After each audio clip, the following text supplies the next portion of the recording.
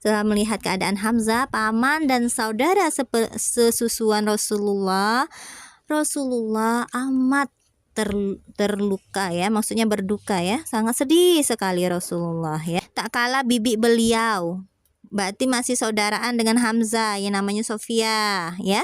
Maka beliau memerintahkan anaknya Sofia, yaitu Zubair, untuk mengalihkannya agar tidak melihat apa yang menimpa jasad Hamzah. Ada apa memangnya, kata Sofia. Ku dengar saudaraku itu banyak mendapat luka, dan itu terjadi karena Allah. Kami ridho sekalipun keadaan sedemikian rupa. Aku akan tabah dan sabar insya Allah. Lalu dia mendekati jasad Hamzah, memandangi lalu berdoa baginya. Setelah itu dia mundur dan memohon ampunan baginya. Rasulullah SAW memerintahkan agar jasad Hamzah dikubur dalam satu liang bersama Abdullah bin Jahsy, keponakan dan saudara sesusuan Nabi Muhammad. Ibnu Mas'ud berkata, kami tidak pernah melihat Rasulullah Sallallahu Alaihi Wasallam dalam keadaan menangis lebih sesegukan daripada tangisnya atas Hamzah bin Abdul Muthalib. Beliau memeluknya, kemudian berdiri di sampingnya. Beliau menangis lagi hingga terisak-isak. Pemandangan para syuhada benar-benar sangat mengenaskan dan membuat hati terasa teriris-iris. Khobab berkata, tidak ada kapan bagi Hamzah selain selembar mantel yang berwarna putih bercampur hitam. Jika mantel itu ditarik ke bagian kepala, kakinya akan menyembul. Jika ditarik di bagian kaki, kepalanya yang menyembul. Akhirnya mantel menyembul tuh kelihatan, Dek. Jadi mantelnya itu cuma sebatas ini aja, nah, Dek. Mungkin ya, Mbak ya. Misalnya ditarik, ya. Iya. Jadi kalau iya, kemungkinan besar mantelnya itu kecil atau Hamzah itu besar badannya, tinggi gitu ya. Jadi ketika ditarik ke bagian ke atas, ke bagian kepala, kakinya kelihatan. Ditarik bagian ke kaki, kepalanya kelihatan. Akhirnya mantel itu ditarik menutupi kepala dan kakinya ditutupi oleh daun. Jadi nggak semuanya tertutup ya. Abdurrahman bin Auf berkata, Mus'hab bin Umair terbunuh, padahal dia lebih baik daripadaku. Dia dikapani dengan mantel. Jika ini sama juga kejadiannya, bukan hanya Hamzah, tapi Mus'hab bin Umar juga mengalami hal seperti itu, karena tidak adanya kain yang lebih panjang dari tubuhnya ya. Dikapani dengan mantel. Jika bagian kepalanya ditutupi, maka kakinya menyembul, dan jika kakinya ditutupi, kepalanya yang menyembul ya. Dalam keadaan seperti ini Rasulullah bersabda kepada kami, tutupkanlah mantel itu ke bagian kepalanya dan tutupkan dedaunan ke bagian kakinya. Jadi Imam Ahmad meriwayatkan tentang kejadian di perang Uhud setelah orang musyrik itu kembali ke Mekah.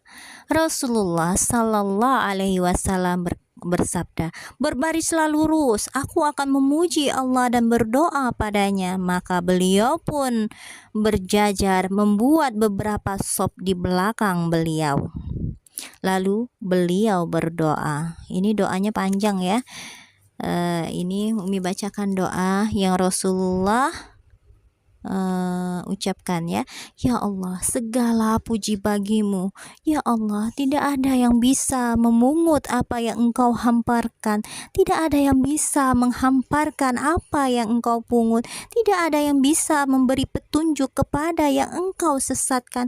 Dan tidak ada yang bisa memberi kesesatan kepada orang yang engkau beri petunjuk. Tidak ada yang bisa memberi apa yang engkau tahan, dan tidak ada yang bisa menahan apa yang engkau berikan. Tidak tidak ada yang bisa mendekatkan apa yang Engkau jauhkan, dan tidak ada yang bisa menjauhkan apa yang Engkau dekatkan. Ya Allah, hamparkanlah kepada kami dari berkah-Mu, rahmat-Mu, karunia-Mu, dan rezekimu.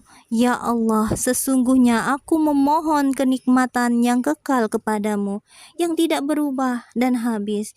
Ya Allah, sesungguhnya aku memohon pertolongan kepadamu saat lemah dan keamanan pada saat ketakutan. Ya Allah, sesungguhnya aku berlindung kepadamu dari kejahatan yang Engkau berikan kepada kami dan kejahatan yang Engkau tahan dari kami. Ya Allah, buatlah kami mencintai iman, dan buatlah iman itu bagus dalam hati kami. Buatlah kami membenci kekufuran, kefasikan, dan kedurhakaan. Jadikanlah kami termasuk orang yang mengikuti jalan kebenaran. Ya Allah, matikanlah kami dalam keadaan berserah diri, dan hidupkanlah kami dalam keadaan berserah diri. Himpunlah kami bersama orang-orang soleh tanpa ada kehinaan, dan bukan dalam keadaan mendapat cobaan. Ya Allah, musuhilah orang-orang kafir yang mendustakan Rasul-Rasul-Mu, yang menghalangi manusia dari jalan-Mu. Berilah siksaan dan azab-Mu terhadap mereka. Ya Allah, musuhilah orang-orang kafir yang telah diberi kitab. Engkau ilah yang paling benar. Ini riwayat dari Al-Bukhari dalam kitab Al-Adabul Mufrad, dan Imam Ahmad dalam musnadnya, ya.